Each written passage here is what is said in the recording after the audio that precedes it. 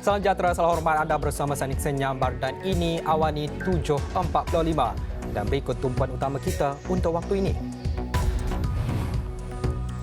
Keputusan Mahkamah Tinggi Kuala Lumpur, isu kalimah Allah hanya di Sarawak. Wabak rabies sebagai bencana di Sarawak.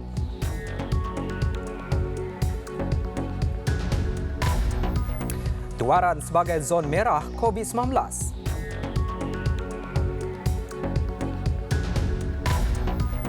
Sedia laksana darurat akibat cuaca panas.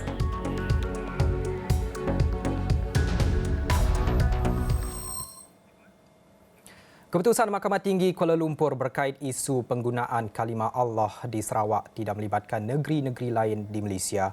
Perdana Menteri Dato' Seri Anwar Ibrahim mengulangi pendirian kerajaan kekal komited mempertahankan dan melindungi kepentingan Islam, orang Melayu dan institusi beraja khususnya dalam isu penggunaan kalimah Allah selaras dengan perkara 11-1 dan perkara 11-4 Perlembagaan Persekutuan.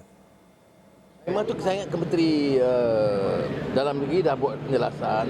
Ini khusus dalam kes Sarawak. Untuk Sarawak kita faham, Sarawak dulu dia tak terikat dengan keputusan Perdana Negeri. Dia tak boleh terpakai di Melaka atau Pulau Pinang atau Selangor, tak. Ini hanya khusus untuk kes Sarawak yang dah kita kalah dalam kes awal. Kerana di Sarawak memang diputuskan oleh negeri begitu rupa. Kita kena faham. Jadi saya ingat penjelasan Tok Seri Saifuddin tadi. Sebelum ini, Kementerian Dalam Negeri dan Kerajaan dilaporkan menarik balik rayuan terhadap keputusan Mahkamah Tinggi yang memutuskan penganut agama Kristian boleh menggunakan kalimah Allah dan 3 perkataan Arab yang lain dalam penerbitan bahan agama mereka bagi tujuan pembelajaran. Keputusan Mahkamah Tinggi itu dibuat pada 10 Mac 2021 selepas membenarkan permohonan semakan kehakiman seorang wanita beragama Kristian, Jill Island Lawrence Bill, yang memohon pengisytiharan mengenai hak perlembagaannya berhubung penggunaan kalimah Allah dalam penerbitan agama berkenaan. Keputusan Kerajaan Malaysia dan Kementerian Dalam Negeri KDN menarik balik rayuan terhadap keputusan Mahkamah Tinggi Kuala Lumpur mengenai penggunaan kalimah Allah, Baitullah, solat dan Kaabah disebabkan berlaku percenggahan arahan pentadbiran KDN dan Kabinet pada tahun 1986. Menurut Menteri Dalam Negeri Dato' Seri Saifuddin Nasution Ismail, yang melibatkan percenggahan perundangan sivil berkaitan rampasan bahan penerbitan ketika itu dan bukannya isu teologi melibatkan penggunaan kalimah Allah. Keputusan Mahkamah Tinggi telah dibuat dengan menggunakan perundangan sivil dan menggunakan pendekatan administratif pentadbiran. Isunya apa? Isu berkaitan rampasan bahan penerbitan dan bukan dari sudut teologi ataupun apa juga yang melibatkan penggunaan kalimah Allah. Dalam kes Mahkamah Persekutuan memutuskan kes Jill Island lawan Kerajaan Persekutuan itu, ianya adalah menggunakan perundangan sivil.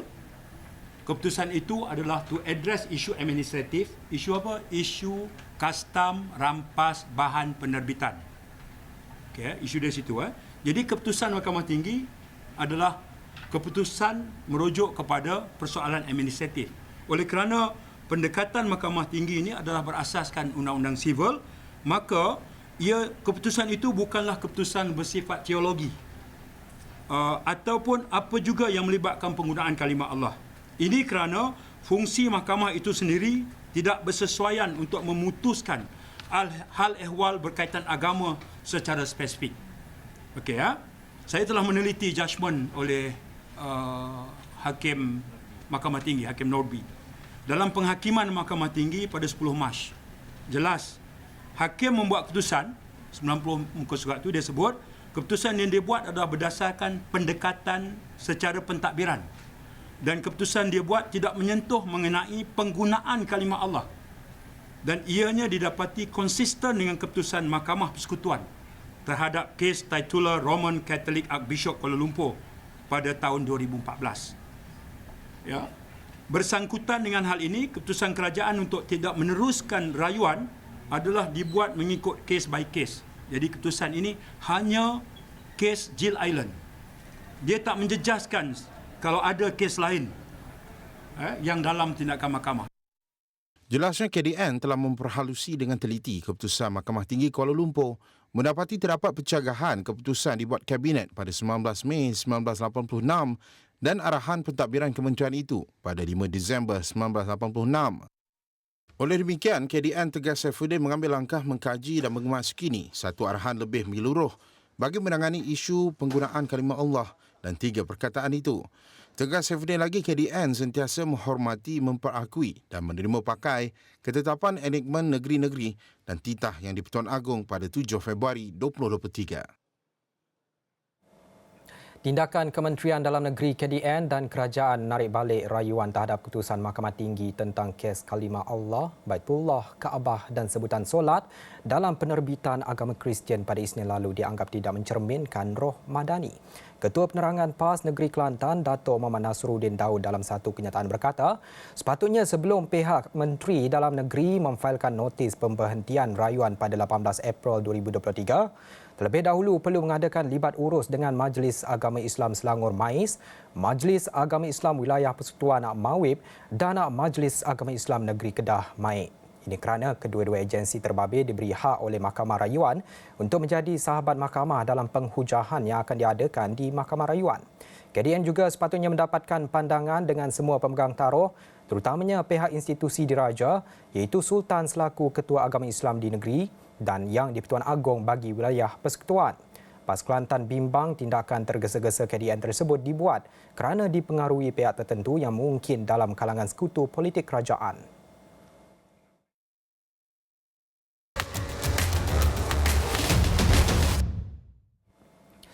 Daerah Tuaran kini diklasifikasikan sebagai zon merah COVID-19 akibat peningkatan mendadak kes positif sepanjang minggu lalu.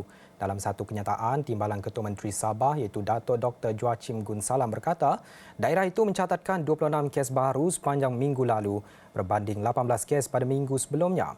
Tuaran adalah satu-satunya daerah mencatat kes paling banyak ketika ini, menyebabkannya kembali ke zon merah dengan jumlah kes positif melebihi 40. Melalui analisis kes COVID-19 bagi Minggu Epidemiologi ME19 Palang 2023, hanya 3 daerah yang mencatatkan penurunan kes mingguan iaitu Kinabatangan, Ladatu dan Tawau. Bagaimanapun tiada kes kematian akibat COVID-19 dilaporkan di seluruh negeri bagi ME19. Secara keseluruhannya, katanya bilangan kes baru di seluruh Sabah meningkat sebanyak 68% kepada 64 kes berbanding 38 kes pada minggu sebelum itu dengan semuanya adalah kes tempatan.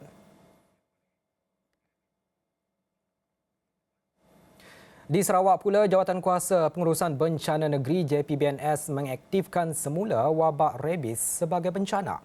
Keputusan itu diambil berikutan trend jangkitan rabies di negeri itu membimbangkan dengan peratusan kes sangat tinggi. Create this platform, which is very, very important in our fighting rabies issues in Sarawak. As we all know, this is a worldwide or global problem from America, continent, Africa, and all the way to Asia. We are not spared from the same problem that we are facing. Before I came this morning, I was with our minister in charge of our disaster committee, and we both agreed to reactivate and to treat this as disaster under SDMC. Seterusnya, kerajaan akan melakukan pembenihan awan di 7 kawasan empangan mengalami pengurangan paras air berikutan cuaca panas yang melanda negara ketika ini. Timbalan Perdana Menteri Dato' Sri Ahmad Zaid Hamidi berkata, walaupun arahan segera untuk melaksanakan proses itu sudah dikeluarkan, ia bergantung kepada beberapa faktor termasuk awan, angin dan cuaca. Beberapa keputusan dan pandangan soal pembenihan awan, cloud seeding, dilakukan dengan segera. Kerjasama antara Angkatan Tentera Malaysia, khususnya TUDM, Jabatan Alam Sekitar, di beberapa kawasan empangan air, dan kita menumpukan pada 7 kawasan yang dijangka paras air akan menurun dan ini akan menyebabkan bekalan air akan terjejas. Ya. Saya ingin menyebutkan ya, di 7 lokasi itu, ya, satu, di Sungai Muda, Sungai Kedah, Sungai Melaka, Sungai Kelantan, Sungai Kelang, Sungai Bernam dan Sungai Simi Dijau di Sarawak. Ya. Dan saya petang ni akan terus pergi ke kawasan Sungai Muda dan Sungai Kedah, ya, untuk melihat sendiri keadaan di sana dan mengambil tindakan-tindakan segera. Laporan yang mengatakan kerajaan pusat akan ambil alih urusan air di Sabah dan Kelantan adalah tidak benar. Timbalan Ketua Menteri Sabah, Datuk Syahilmi Yahya berkata, ini kerana pengurusan air di Sabah terletak di bawah senarai negeri. Malah tegasnya kenyataan Perdana Menteri Datuk Seri Anwar Ibrahim pada Konvensyen Perpaduan Ahad lalu adalah untuk membantu menyelesaikan masalah itu dan bukannya mengambil alih pengurusan. Dia tidak secara spesifik mengatakan akan datang mengambil alih urusan air di Sabah. Di Sabah sebab urusan air adalah stateless. Walau bagaimanapun kita menyedari daripada perancangan kita untuk menyediakan bekalan air di negeri Sabah memerlukan satu belanja yang agak tinggi. Ya.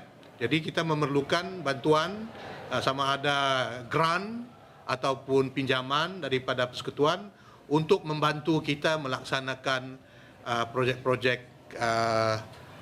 bekalan air di negeri Sabah ini. Beliau berkata demikian dalam satu sidang media selepas menghadiri Majlis Pelaksanaan Projek Lebuh Raya Pen Borneo Sabah di Kota Kinabalu pada Selasa.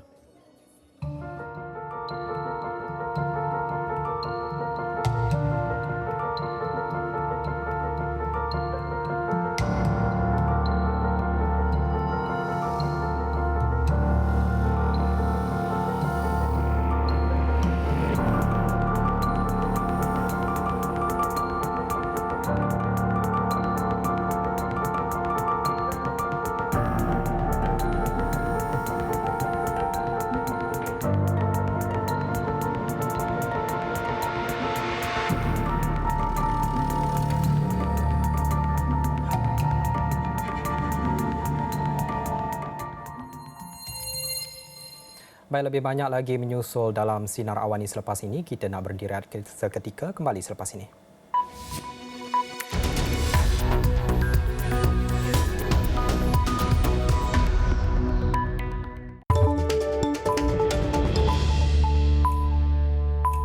Salam sejahtera, selamat hormat anda bersama saya Nixon Nyambar dan ini Sinar Awani. Berikut tumpuan utama kita untuk 30 minit yang berikut. Putusan Mahkamah Tinggi Kuala Lumpur, isu kalimah Allah hanya di Sarawak. Wabak rabies sebagai bencana di Sarawak.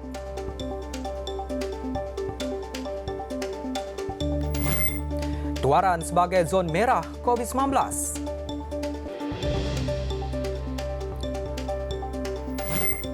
Sedia laksana darurat akibat cuaca panas.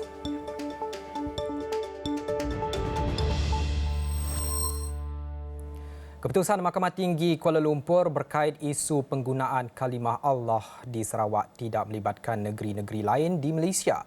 Perdana Menteri Datuk Seri Anwar Ibrahim mengulangi pendirian kerajaan kekal komited mempertahankan dan melindungi kepentingan Islam, orang Melayu dan institusi beraja, khususnya dalam isu penggunaan kalimah Allah selaras dengan perkara 11-1 dan perkara 11-4 Perlembagaan Persekutuan.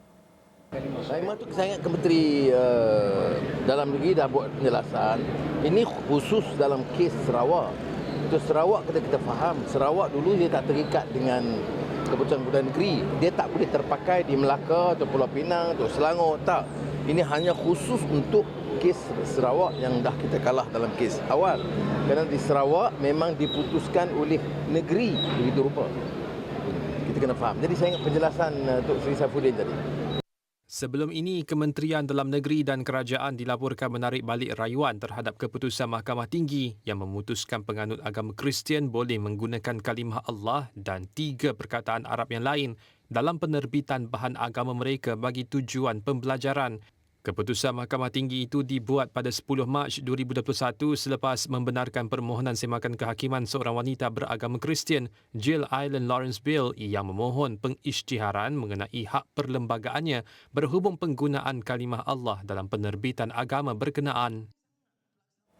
Keputusan Kerajaan Malaysia dan Kementerian Dalam Negeri KDN menarik balik rayuan terhadap keputusan Mahkamah Tinggi Kuala Lumpur mengenai penggunaan kalimah Allah, Baitullah, Solat dan Kaabah disebabkan berlaku percanggahan arahan pentadbiran KDN dan Kabinet pada tahun 1986.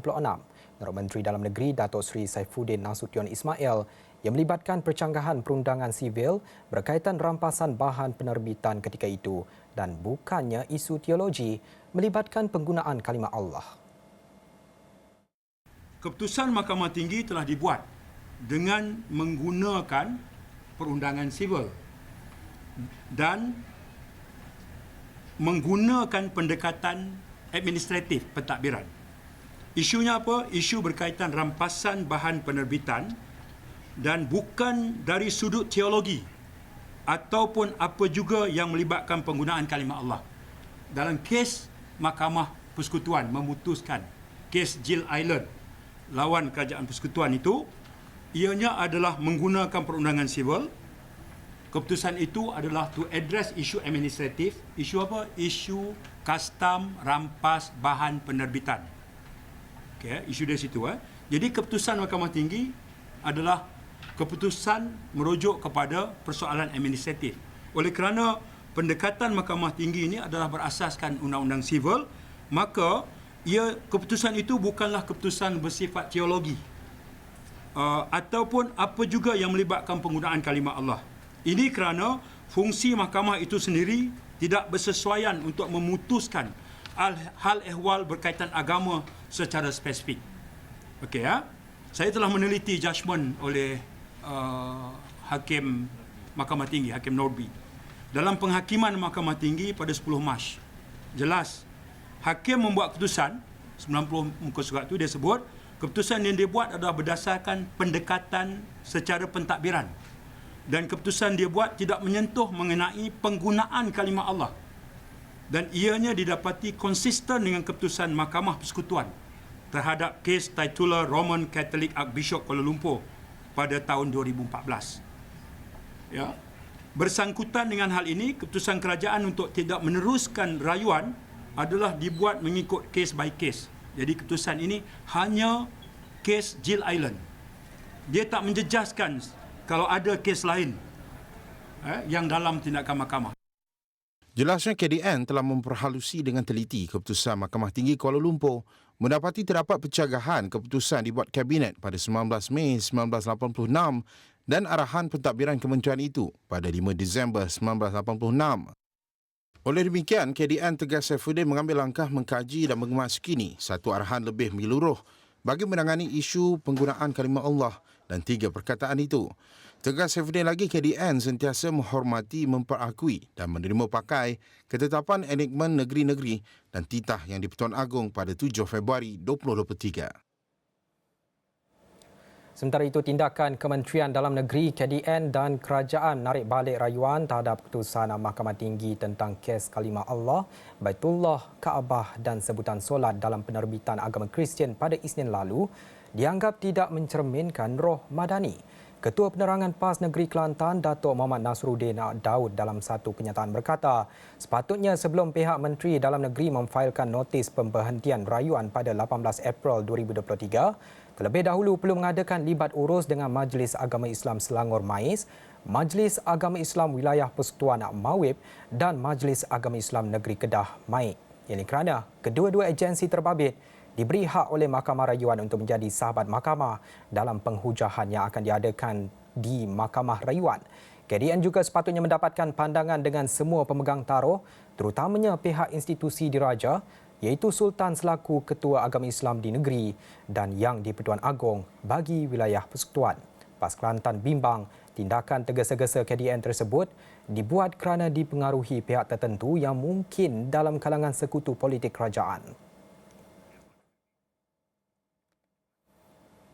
Dan ini pula perkembangan di Sarawak. Jawatan Kuasa Pengurusan Bencana Negeri Sarawak JPBNS mengaktifkan semula wabak rabies sebagai bencana. Keputusan itu diambil berikutan trend jangkitan rabies di negeri itu membimbangkan dengan peratusan kes sangat tinggi. Create this platform, which is very, very important in our fighting rabies issues in Sarawak. As we all know, this is a worldwide or global problem from America, continent, Africa, and all the way to Asia. We are not spared from the same problem that we are facing.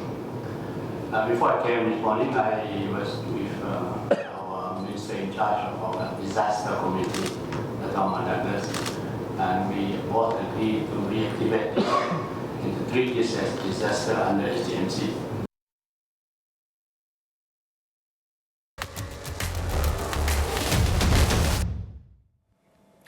Daerah Tuaran kini diklasifikasikan sebagai zon merah COVID-19 akibat peningkatan mendadak kes positif sepanjang minggu lalu.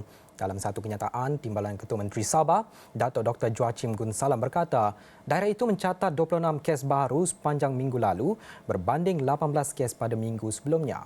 Tuaran adalah satu-satunya daerah mencatat kes paling banyak ketika ini, menyebabkannya kembali ke zon merah dengan jumlah kes positif melebihi 40. Melalui analisis kes COVID-19 bagi Minggu Epidemiologi ME19 Palang 2023, hanya 3 daerah yang mencatatkan penurunan kes mingguan iaitu Kinabatangan, Lahad Datu dan Tawau. Bagaimanapun, tiada kes kematian akibat COVID-19 dilaporkan di seluruh negeri bagi ME19. Secara keseluruhannya, katanya, bilangan kes baru di seluruh Sabah meningkat sebanyak 68% kepada 64 kes berbanding 38 kes pada minggu sebelum itu dengan semuanya adalah kes tempatan.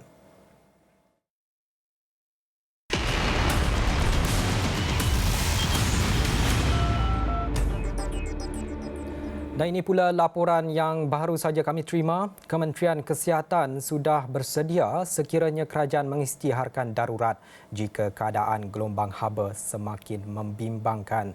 Menterinya Dr. Zaliha Mustafa berkata, setakat semalam, terdapat sebanyak 15 kes strok haba dengan 1 kematian direkodkan di seluruh negara.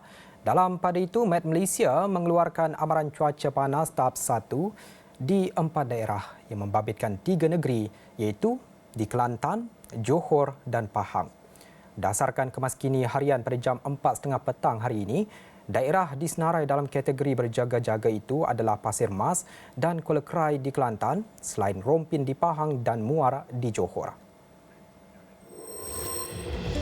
Seketika nanti, waktu kerja shift baharu di pintu sempadan tambah Johor.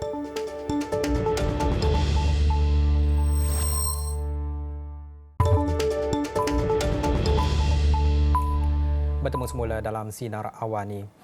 Kenaikan allowance dan gaji golongan pendidik menjadi antara keutamaan kerajaan, khususnya dalam memperkasa bidang pendidikan negara. Perdana Menteri Datuk Seri Anwar Ibrahim bagaimanapun menjelaskan, kenaikan itu akan direalisasi sekiranya pendapatan dan hasil negara bertambah baik. Perdana Menteri berkata, kerajaan sedar ketika ini, selain guru, gaji dan allowance penjawat awam seperti polis dan tentera adalah tidak mencukupi. Sehubungan itu, bagi memberikan upah dan gaji berpatutan kepada warga pendidik, negara memerlukan dana tambahan yang mencukupi. Sebab itu kepada penjawat awam, bulan lalu saya sebut, jangan bimbang. Saya sebagai Perdana Menteri tidak akan khianati amanah ini. Saudara, kita pacu pertumbuhan tahun ini. Suku tahun pertama 5.6% pertumbuhan, paling tinggi berbanding China atau Indonesia atau Vietnam. Inflasi menurun, pelaburan bertambah.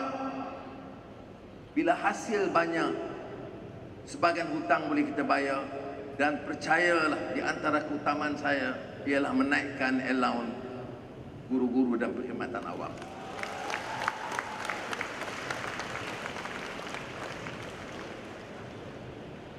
Itu mana hasil yang perlu dipulang kepada rakyat. Tapi jangan minta sekarang.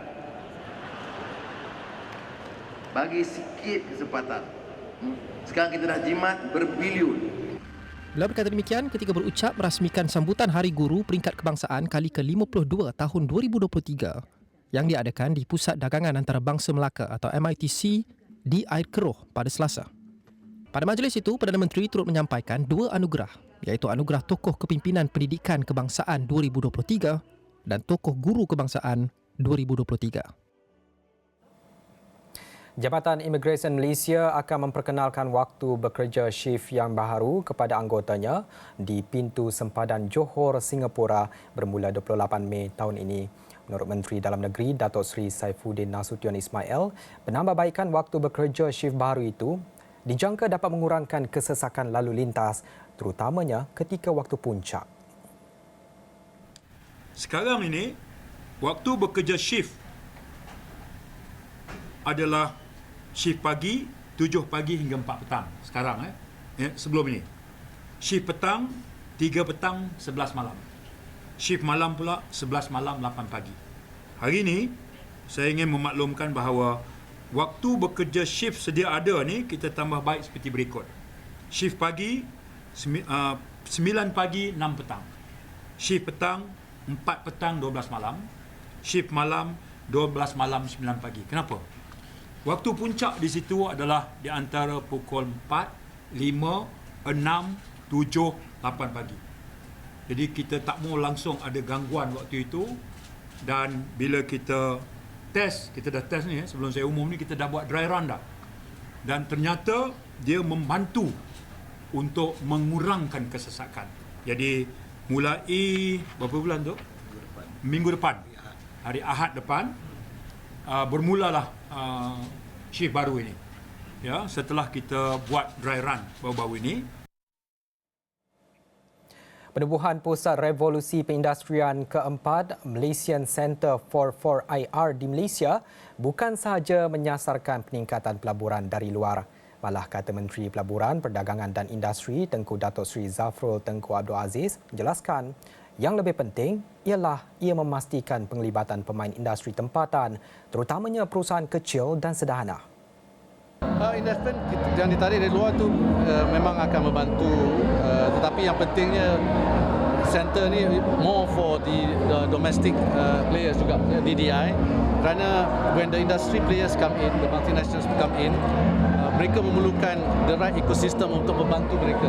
That means the right ecosystem, the right cluster to support the big multinationals, so the SME, the middle-sized companies to do the supplying, the servicing, dan maintenance dan sebagainya. So that I think is important for our industry to be ready, because when the investments come in and when the large local domestic investors continue to invest, we want the whole ecosystem, the whole supply chain, especially SME, to be involved.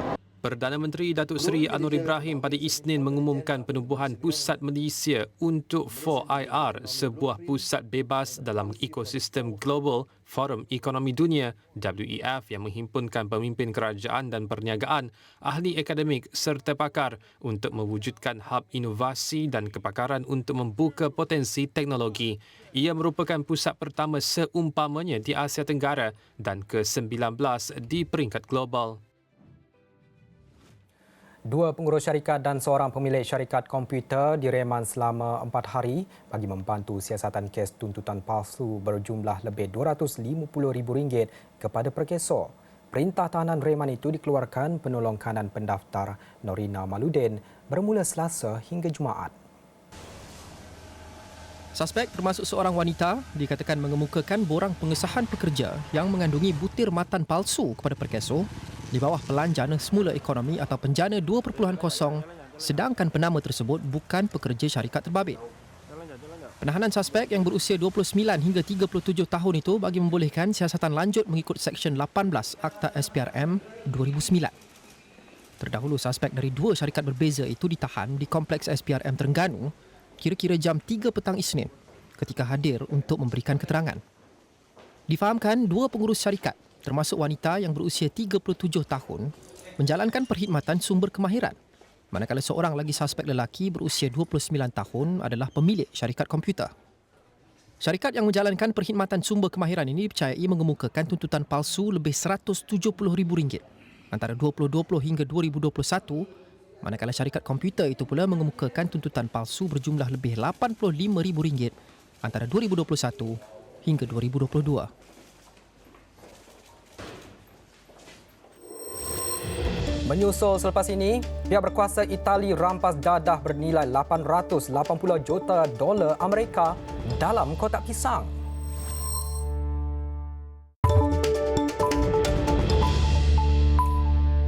Bertemu semula dalam Sinar Awani. Ini pula sedikit laporan terbangsa. Perdana Menteri Thailand Prayut Chan-o-cha menzahirkan penghargaan kepada semua pengundi yang telah melaksanakan tanggungjawab mengundi pada pilihan raya umum negara itu. Beliau mengajak seluruh rakyat Thailand mengekalkan keamanan negara sepanjang proses peralihan kerajaan berlangsung. ขอบคุณพี่น้องประชาชนที่ร่วมกันออกมาใช้สิทธิ์ของตนเองนะครับขอแสดงความยินดีกับทุกพรรคการเมืองที่รับคะแนนเสียงจากพี่น้องประชาชนจากนี้ไปก็คงอยู่ในขั้นตอนของการดำเนินการนะครับของการจัดตั้งรัฐบาลก็ยินดีนะครับและจากนี้ไปก็ขอให้ประชาชนคนไทยทุกคนได้ร่วมมือกันสร้างความรักความสามัคคีความมีเสถียรภาพให้กับประเทศชาติโดยปราศจากความขัดแย้งร่วมมือกันในการพัฒนาชาติบ้านเมืองกันต่อไปทั้งนี้ก็เพื่อให้เกิดความมั่นคงมั่งคั่งและยั่งยืนยึดมั่นในสถาบันหลักของชาติให้มั่นคงและปลอดภัยทั้งนี้ก็เพื่อความเจริญก้าวหน้าของประเทศชาติและอนาคตของคนไทยทุกคนตลอดไป Beliau bercakap dalam sidang media di pejabatnya untuk mesyuarat kabinet mingguan. Ia merupakan penampilan pertama Prayut sejak hari pengundian Ahad lalu. Parti Negara Thai Bersatu pimpinan Prayut berada di kedudukan kelima dalam kiraan kerusi yang dimenangi dengan hanya meraih 36 kerusi. Parti pembangkang Move Forward dan Pheu Thai mendominasi pemilihan dengan masing-masing menang 113 dan 112 kerusi daripada 400 kerusi yang dipertandingkan. Pelantikan Perdana Menteri Thailand hanya boleh dilakukan melalui sesi undian bersama 750 ahli parlimen dan senat. Proses tersebut dijangka bakal dipengaruhi ahli senat lantikan kuasa tentera yang cenderung ke arah parti konservatif. Pihak berkuasa Itali pada Selasa menumpaskan sindiket dadah bernilai $880 juta Amerika yang disorok di dalam kotak pisang. Rampasan melibatkan dadah jenis kokain seberat 2,700 kg. Semua kotak ditemui dalam 2 simpanan berpenghawa dingin dan dipercayai dihantar dari Ecuador. Menurut pengesahan Polis Guardia di Finanza, rampasan itu dilakukan di Pelabuhan Gioia Tauro yang terletak di Calabria. Pihaknya memberitahu dadah itu dipercayai dihantar dari Guayaquil di Ecuador dan sepatutnya tiba di Armenia melalui Pelabuhan Laut Hitam di Batumi, Georgia. Pihak sebelum ini juga turut menemui kokain seberat 600 kg sebelum rampasan terbaru ini. Seorang chef muda warga Nigeria menghabiskan masa 100 jam memasak tanpa henti dengan matlamat untuk memecah rekod dunia melalui Guinness World Record. Usaha Hilda Bessie yang baru sahaja berusia 27 tahun menarik perhatian orang ramai termasuk Presiden Muhammadu Buhari. Acara itu dimulakan sejak 11 Mei iaitu pada Khamis lalu dan berakhir pada Isnin malam 15 Mei di Bandar Lagos. Beberapa ahli politik dan selebriti tempatan mengucapkan tahniah kepada Hilda kerana tampil dengan inisiatif berkenaan. Makanan yang dimasaknya dikongsi secara percuma kepada orang ramai yang hadir memberikan sokongan selain makanan tempatan seperti nasi jollof dan akara yang dibuat daripada tepung kacang. Antara menu lain yang dihidangkan oleh Hilda termasuk pasta. Sebanyak 110 hidangan berjaya dimasak oleh Hilda. Pelajar lulusan sosiologi ini pada awalnya berhasrat untuk memasak selama 96 jam sahaja sebelum mengambil keputusan untuk memanjangkan rekod itu. Rekod memasak terlama sebelum ini dipegang oleh chef dari India, Lata Tondon yang berjaya menamatkan maraton masakan pada 2019 lalu dengan rekod 87 jam 45 minit. Dalam satu ucapan di Twitter, Guinness World Record katanya akan meneliti setiap usaha Hilda sebelum membuat pengumuman rasmi berkenaan rekod. Dan dengan itu sekian Sinar Awani dan Awani 7.45. Saya Niksen Nyambar. Salam hormat. Kita jumpa lagi.